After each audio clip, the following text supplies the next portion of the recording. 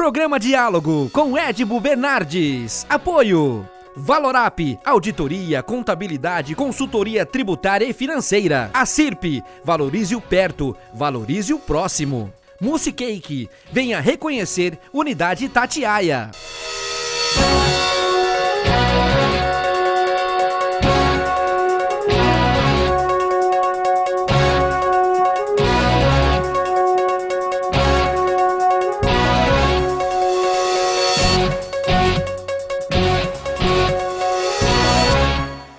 Olá, estamos iniciando mais um diálogo e hoje é um diálogo, olha, vou te falar uma coisa, muito gostoso, porque há muito tempo eu gostaria de bater esse papo com provavelmente o maior entendedor de vinho desse país, Jorge Luque. Muito obrigado, Jorge, por falar conosco e falar um pouco do vinho, tudo que você sabe de vinho aí nesse mundo. Obrigado. Imagina, é um prazer. Jorge, eu quero começar falando do vinho brasileiro, né? Eu tenho que falar sobre preço e sobre qualidade. Então, eu vou começar falando de qualidade. O vinho brasileiro, de 10 ou 15 anos para cá, é um vinho. Definitivamente é um vinho. Concordo. Atingiu um nível, pelo menos, que a gente pode dizer que é bem feito. Porque até uns 15, 20 anos atrás, digamos que era... não chegava, diria que não chegava num padrão aceitável. Você é jurado daquele concurso que eu não me lembro o nome, em Londres. Não sei se todo ano, mas você está sempre lá. E nós temos uma vinícola aqui perto de Ribeirão Preto, que é Espírito Santo do Pinhal, que é a Guaspari. Inclusive, eu tive o prazer de ir lá conhecer e fazer o tour, degustar vinho. É uma vinícola, até 3 anos atrás, 4 anos atrás, para mim desconhecida, e de repente é uma premiada vinícola. Olha, ela existe há mais tempo. Na verdade, ela parte de um processo que é diferente. E a região onde ela está, quer dizer, não só Espírito Santo do Pinhal, mas toda aquela parte de sul de Minas, que é da Serra da Mantiqueira, ela não existia no mapa. Ela existia, tinha algumas experiências, mas como é um processo, é uma técnica de viticultura, de manejo de vinhedo diferente, esse é o diferencial da Serra da Mantiqueira e todas as vinícolas, ela não tinha representatividade. E na medida que passou a ter a representatividade e começou, a Guaspari não foi a primeira. A primeira foi o mentor, inclusive, desse manejo de vinhedo, que é o Murilo Regina. Então foi ele que começou isso já há uns 15 anos. E depois que a coisa começou, mas quem investiu mesmo e quem botou a cara para fora e quem começou a ganhar prestígio foi a Guaspari.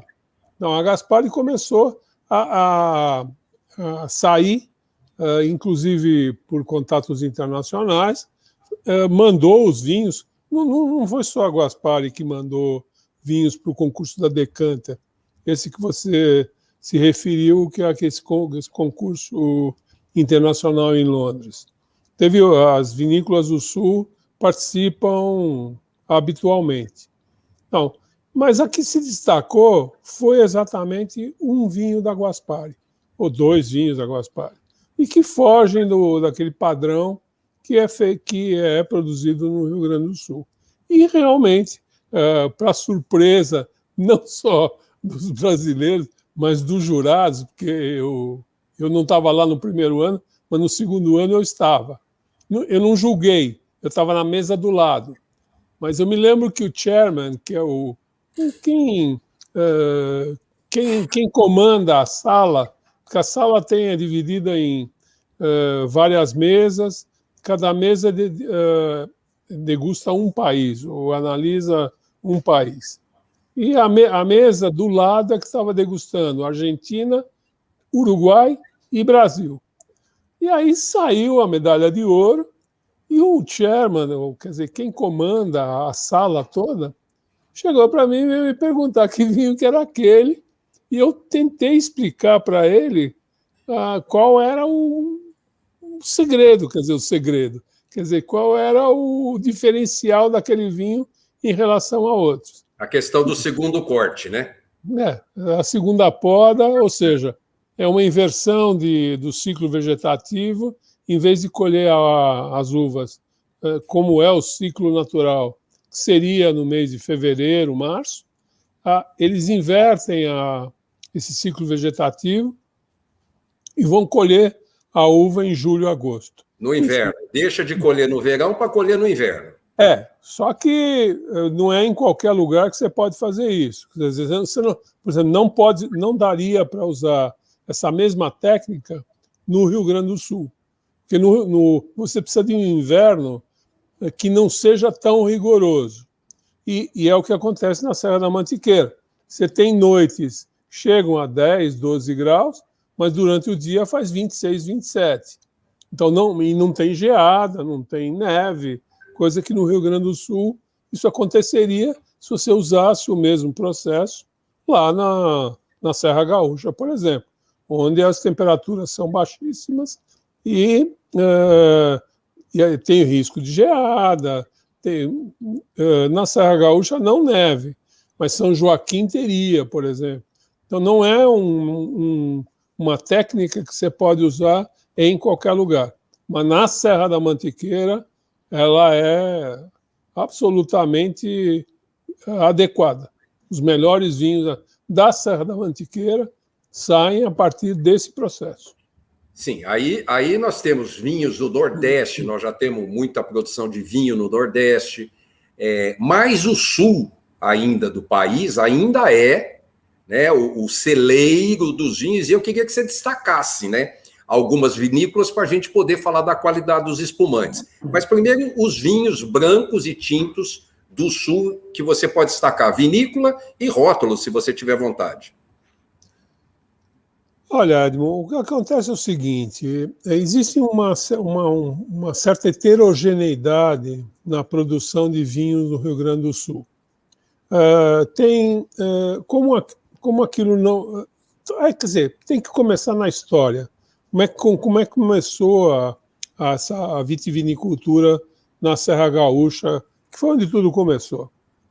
Eram imigrantes que trouxeram algumas mudas que não eram mudas de viníferas, ou seja, para fazer vinhos de qualidade, eram uvas de mesa, e o objetivo não era fazer vinhos comercialmente. Mas tem alguns produtores que ainda mantêm aquela velho jeito de manejar o vinhedo, de conduzir a vinha, não vão arrancar aquelas mudas antigas para plantar mudas novas. Então, tem uma diferenciação lá. E olha, só para você ter ideia, 90% do vinho produzido no Rio Grande do Sul é de uvas de mesa, ou seja, aquelas que fazem o sangue de boi. Só 10% que são os vinhedos são a partir de uvas viníferas, que possibilitam fazer vinhos de qualidade. Então, só para você ter uma ideia. E mesmo assim, dentro desses 10%, você tem produtores que têm como objetivo fazer um vinho de qualidade e tem produtores que vendem as uvas e vive tranquilamente. O sujeito tem uma vida correta, não tem grandes aspirações, mas vai lá. O sujeito vai lá e continua.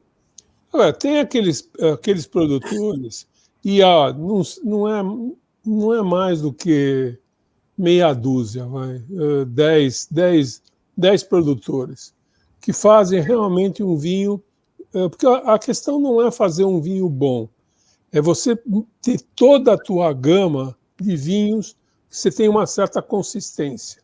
Então, o problema não é fazer um grande vinho e o resto muito ruim. Você tem que ter um padrão elevado, mas manter esse padrão. Esse é o segredo. E aí tem Mas aí são vinícolas que não são grandes. Você tem a Miolo. Miolo é um bom vinho? Eles trabalham bem, mas eles são muito grandes. Então, eles têm grandes vinhos, mas tem também aquele vinho que chama Miolo, mas a qualidade, digamos, É a casca, não é o miolo, é a casca. Não vou dizer que é medíocre, mas não está no mesmo nível. A Salton é a mesma coisa. A Salton tem 110 anos, por exemplo. A Salton começou fazendo bons espumantes e depois começou a fazer vinhos. Então, eles têm não dá para você falar Salton tem grandes vinhos? Tem um ou outro que é bom, agora não é a média. Agora, onde é que está o pulo do gato no Rio Grande do Sul ou na Serra Gaúcha? Eu digo Rio Grande do Sul porque a produção de vinho ela não se restringe à Serra Gaúcha. Inclusive, tem outras sub-regiões, e esse é uma prova da evolução do vinho no Rio Grande do Sul, é que ela saiu da Serra Gaúcha e foi para outras sub-regiões, inclusive aquela faixa que fica perto do Uruguai, que é a região da Campanha. Mas não tem só essa. Tem a Serra do Sudeste, enfim, tem lá ao norte, que é já quase divisa com Santa Catarina. Ou seja, mas tem outras regiões onde a produção, onde não tem o vício do passado. Essas novas regiões do Rio Grande do Sul já nasceram sem aquela mentalidade antiga. Então, daí estão saindo coisas boas. Ainda vai evoluir muito. Eu acho que é isso que está acontecendo. Quer dizer, não é que de 15 anos para cá, de uma hora para outra, começaram a produzir vinhos bons. É uma evolução. Então, começaram a produzir vinhos bons e ainda tem muito para evoluir. É por aí que a gente vai.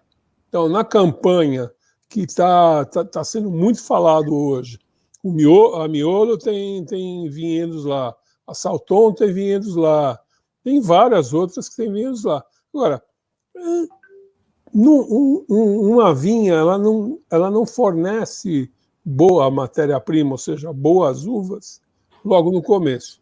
Precisa um tempo até as raízes se estabelecerem, até o enólogo, até o produtor conseguir manusear, ou saber extrair daquela parreira uma uva que dê um vinho de qualidade superior. Ou seja, não é assim. Quer dizer, você fazer um vinho bom não está no manual dos livros, não está em qualquer manual. Você depende da parreira. E uma coisa que eu acho interessante, que isso um produtor, que era um super amigo meu, um produtor francês falou, é que você precisa de sensibilidade, mais do que teoria, você precisa de sensibilidade para saber o que a parreira está querendo te dizer. Porque ela não se comunica, né? Ela não fala para você. Eu tenho um cachorro, né? O cachorro, quando ele não fala para mim que ele está com dor aqui ou dor ali. Você precisa descobrir um pouco o que é que está acontecendo. Na parreira é pior. A parreira ela tem alguns, para expressar o que você pretende tirar dela, não é na primeira vez. Você precisa ensaiar, você precisa experimentar, você precisa entender qual é o comportamento dela para saber como é que você maneja. E a partir daí é que você vai extrair matéria-prima de qualidade. Legal. Eu vou pedir licença, vou chamar o nosso intervalo. Daqui a pouquinho estamos de volta. Até já.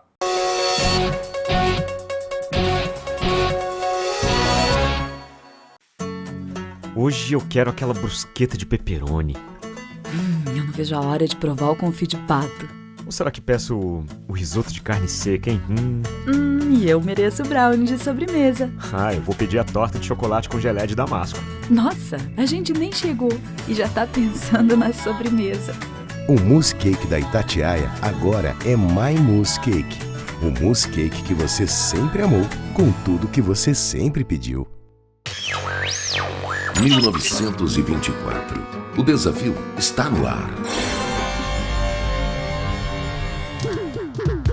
Rádio Clube. Liderança total. Lembra daquela festa onde você foi, que tinha um monte de gente e de você chamando mais amigos? Afinal, sempre cabe mais um, não é? Você também se lembra que, depois da festa, teve beijos nos pais, nos avós e abraços nos amigos? Pois é, um deles está agora na fila do hospital esperando uma vaga. Falta de ar. Valeu a pena? 3 ou 4 horas de diversão para colocar em risco a vida de uma pessoa? Tome cuidado, porque assim como o vírus, arrependimento também mata. Voltamos a apresentar Diálogo, Apoio, Valorap, Acirp, Mousse Cake. Estamos de volta com o segundo bloco do programa, recebendo com muito prazer Jorge Luque, e o Jorge saiu falando aí das condições dos vinhos, das barreiras, da sensibilidade do negócio. Jorge, para sair do Brasil um pouquinho, mas não sem antes falar dos espumantes, você acha que os espumantes brasileiros estão em situação um pouco melhor que dos vinhos tintos ou brancos em termos de qualidade? Você falou da Salton, você falou do Miolo. Não tenho dúvida disso. E a razão tem explicação para isso. O problema, quer dizer, o obstáculo para produzir vinhos excepcionais, digamos, vinhos bons, o Brasil, o Rio Grande do Sul produz. Para você atingir um nível superior, quer dizer, nível internacional mesmo, você tem uma barreira, essa barreira chama-se clima. O que acontece no Brasil, e o Brasil é um país tropical, chove no verão. Ou seja, verão, o final é quando as uvas amadurecem. E o fato de chover, e é tipicamente um fenômeno de país tropical, é que a uva não consegue amadurecer de uma forma ideal, perfeita. Amadurece? Amadurece. E com isso você faz os vinhos que nós temos aqui no Brasil. Os espumantes não precisam desse grau de amadurecimento das uvas como precisa para os vinhos brancos e os vinhos tintos. E o grande exemplo, o grande parâmetro é a região de Champagne. Champagne, na França, se você for ver no mapa, é a região mais ao norte que tem na França, região vinícola. Ou seja, mais ao norte significa frio, a uva não amadurece por completo, mas ela é, para espumante, as condições ideais. Então, no Rio Grande do Sul, o fato de a uva não conseguir chegar num grau de amadurecimento, num grau de maturação absolutamente perfeito, pode ser um complicador para tintos e brancos, mas não para espumantes. Então, o Brasil tem condições climáticas para produzir grandes espumantes, e faz isso. E é por isso que dentre o que nós temos disponíveis, espumantes, brancos e tintos, o que nós temos de melhor, não tenha dúvida, e na média são os espumantes. Ô Jorge, agora uma coisa que me chama a atenção são bons vinhos e que a gente tem aqui no Brasil como elite de vinhos mais conhecidos. Então, vou te falar do Almaviva, isso falando de chileno, mas vou falar do Peramanca português, que são vinhos aí que você vai pagar aí do tinto R$3.000, R$2.000, e que são vinhos extremamente excelentes e que faz um sucesso incrível. Se você levar de presente para alguém, é espetacular. Para o paladar do mortal, do simples mortal, Como é que eu vou explicar que um vinho que custa 30, 40, 50 mil reais é tão diferente de um vinho deste 3 mil reais para esse valor de 30, 40, quando aí você deve chegar num Petrus, no Romanée Conti, ou sei lá, outros que você conhece por aí. Os mortais, hein? Não vem falar pro Jorge Luque, não. Que o Jorge Luque, se botar uma gota de vinagre no vinho dele, ele sabe, botou uma gota de vinagre.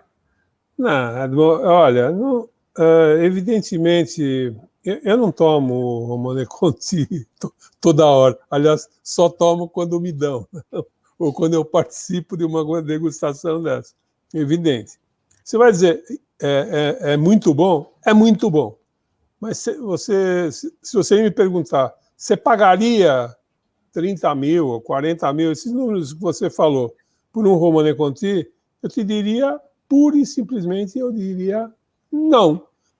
Por 30 ou 40 mil reais, se eu tiver disponível, se eu tiver essa disponibilidade, eu vou preferir comprar 30 vinhos de 1.000 ou 40 ou 60 vinhos de 500 reais, diferentes, em vez de comprar um Romanée Conti. Olha, o Romanée Conti é para uma ocasião, não diria nem especial, é muito mais do que especial. Eu não saberia nem, se eu tiver um, eu nem saberia te dizer quando é que eu escolheria, que ocasião eu escolheria para abrir um Romanée Conti. Agora, eu tomo vinho e gosto de tomar vinho e tenho prazer nisso. Eu tomo vinho praticamente todo dia.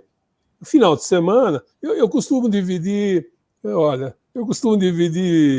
os vinhos em 3 categorias.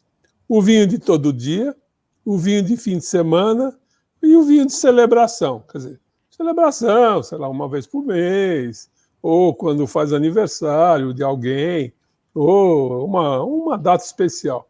Você tem essas 3 categorias, grosso modo.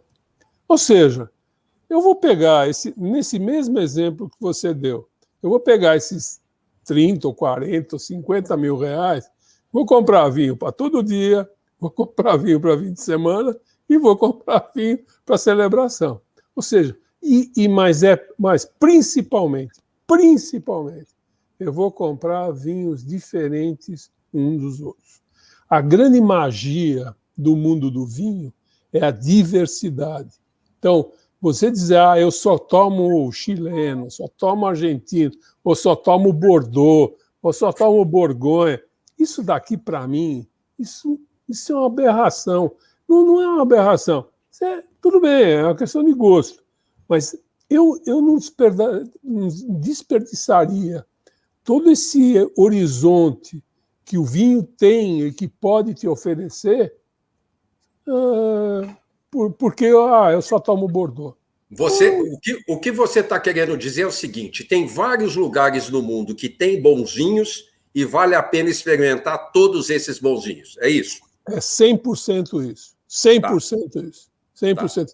Eu tenho uma frase que eu costumo dizer, eu já escrevi isso no Valor, que diz o seguinte: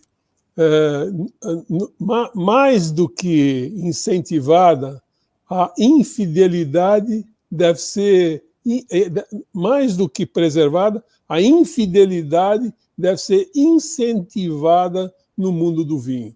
Ou seja... Vou colocar isso como tema desse programa, viu? Vou colocar isso como tema desse programa. Pode ser. Acho que no vinho não existe consumidor que é fiel. Todo consumidor de vinho que é fiel, ou seja, só toma aquilo, está perdendo um mundo de possibilidades na frente. Então, é a mesma coisa também que você... eu gosto de macarronada. Você vai comer macarronada 365 dias por ano? Não. Um dia você come carne, outro dia você come macarrão, outro dia você come pizza, outro dia você come, não sei, qualquer outra coisa. Agora, você não repete o cardápio 365 dias por ano. Claro. Então, é a mesma coisa. O vinho é a mesma coisa. Pior, mais ainda, que você tem uma associação, essa questão de harmonização com comida, tem muita gente que fala, não, eu tomo o vinho que eu quiser. Olha, está perdendo uma grande oportunidade do vinho ficar melhor e a comida ficar melhor. Ou seja, quando há uma perfeita compatibilização entre comida e bebida, a comida fica melhor e o vinho fica melhor.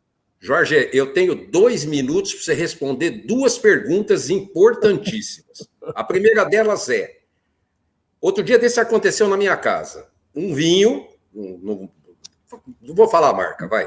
Um vinho estava lá na adega há anos, deitadinho, 12 graus, 14 graus, bonitinho. E a pergunta é, como é que eu vou saber se esse vinho não estragou? Qual é o vinho que não estraga muito tempo que a gente pode usar? Eu diria o seguinte, vinhos brancos, se você não conhece o vinho, eu não arriscaria, se você não conhece as características daquele vinho, não segura ele mais do que 5 anos. Um vinho tinto, olha, por básico que seja, a não ser alguns vinhos... Os Petrus da vida... Não, qualquer outro, mesmo você pega um vinho nacional, esse que nós falamos, um vinho do Rio Grande do Sul, você pode, até 10 anos ele aguenta. Ou seja, se tiver armazenado direitinho, ele pode não estar o auge dele pode ter sido, digamos, aos 7 anos, mas aos 10 anos ele não estragou. Então, ela está lá, a garrafa está lá, bonitinha, a 10, 12, 14 graus. Com um vinho tinto com 10 anos, ele não estragou. A não ser que seja um Chateau Petrus de 1946, uma coisa assim, aí tudo bem. E a última pergunta. Um Chateau um Petrus 46, se tiver bem armazenado, aguentou. Aguentou. A última pergunta é peixe, que me fizeram essa pergunta quando eu comentei que eu ia estar com você. Me fizeram essa pergunta de peixe. É só vinho branco? Olha, Edmo, nos últimos tempos, houve uma tentativa de falar, esse negócio de peixe só com vinho branco, ou seja, o pessoal quis quebrar uma série de protocolos e uma série de princípios que existiam. Falar, hoje em dia a gente não tem mais preconceitos, né? Qualquer tipo de preconceito não é mais politicamente correto. Então, mas você quer tomar vinho tinto com peixe? Toma, mas é uma besteira. Olha. Está respondido. O que acontece é o seguinte. Não, o que acontece é o seguinte. O peixe é um prato delicado, tem delicadeza. Você pega um vinho tinto e coloca com peixe, você vai passar feito um trator em cima do peixe. Então, se o peixe for um linguado, uma truta, um pintado ou qualquer outra coisa, não vai fazer a mínima diferença, porque o vinho tinto vai passar em cima dele. Então, para que você vai fazer uma receita com peixe, se depois tudo isso daí vai ficar absolutamente ofuscado? Mais claro impossível, eu quero agradecer ao Jorge Lucke, que esteve gentilmente conosco nesse programa, e oportunamente, Jorge, vou recorrer a você para qualquer outra dificuldade, qualquer outra pergunta. Muito obrigado, viu, Jorge? Foi um prazer. Quando você quiser, estou sempre disponível. Gente, até semana que vem. Um abraço. Programa Diálogo com Edmo Bernardes. Apoio Valorap, auditoria, contabilidade, consultoria tributária e financeira. A CIRP, valorize o perto, valorize o próximo. Mousse Cake, venha reconhecer Unidade Itatiaia.